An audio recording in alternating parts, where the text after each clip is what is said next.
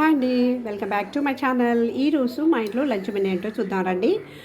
Double beans, white double beans వేసేసి బిర్యానీ చేశానండి. Capsicum and potato, carrot వేసి బిర్యానీ చేశాను అనమాట. తర్వాత ఒట్టి రైస్, తర్వాత పెరుగు పచ్చడి, తర్వాత కర్డ్.